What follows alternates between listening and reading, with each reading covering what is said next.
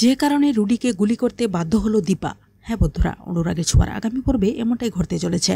Rudi যখন সোনার সাথে উপরে উঠতে থাকে তখন মৃত লাবণ্য সেনগুপ্তর ছবি দেখে লাবণ্য সেনগুপ্তর নাম ধরে বলতেই অবাক হয়ে যায় সবাই। সোনা রুডির কাছে এসে বলে, রুডি তুমি দিদিভাইকে চেনো?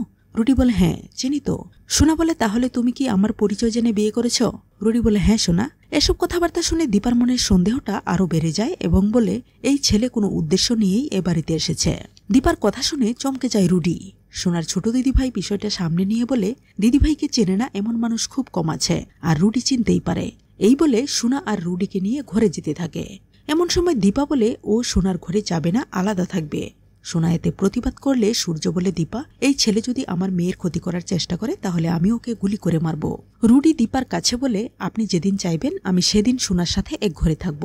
এই বলে একটু কথা বলার জন্য রুডি সোনার ঘরে যায়। সোনা তার ঘর থেকে রূপার জিনিসগুলো ফেলে দিতে বাইরে আসলে রুডি মনে মনে বলতে থাকে, এই পরিবারের সবাইকে সে রাস্তায় দাঁড় করাবে। এদিকে রূপা রুডির সম্পর্কে জানতে থানায় কৃষ্ণর কাছে ছুটে আসে।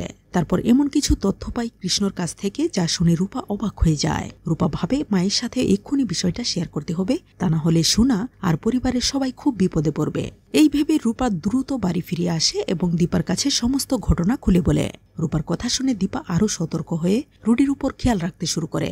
এভাবে কয়েকদিন কেটে যাওয়ার পর একদিন দীপা শুনতে পায় রুডি কারোর সাথে ফোনে কথা বলছে। রুডি বলছে সবকিছুই তার প্ল্যান মতোই হচ্ছে, আর কিছুদিন পর পরিবারের সবাইকে রাস্তায় নিয়ে দাঁড় করাবে।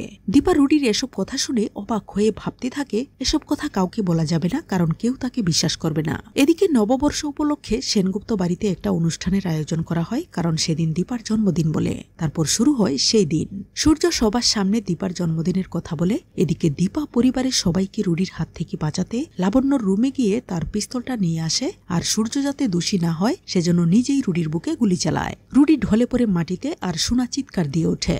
সোনা বুঝতে পারে তার মা যা করেছে নিশ্চয়ই ভালোর জন্যই করেছে। সূর্য বলে, দীপা এটা তুমি কি করলে? দীপা বলে, ডাক্তারবাবু আপনাকে আর আপনার পরিবারের সবাইকে বাঁচাতেই আমি রুডিকে গুলি করতে বাধ্য হয়েছি। এবার আমার যা শাস্তি হোক তা আমি মাথা পেতে নেব। তো বন্ধুরা, রুডি হত্যার মামলা থেকে সূর্য কি পারবে দীপাকে বাঁচাতে, নাকি বাকি জীবনটা দীপার জেলেই কাটাতে হবে? জানিয়ে দাও কমেন্ট করে। ধন্যবাদ।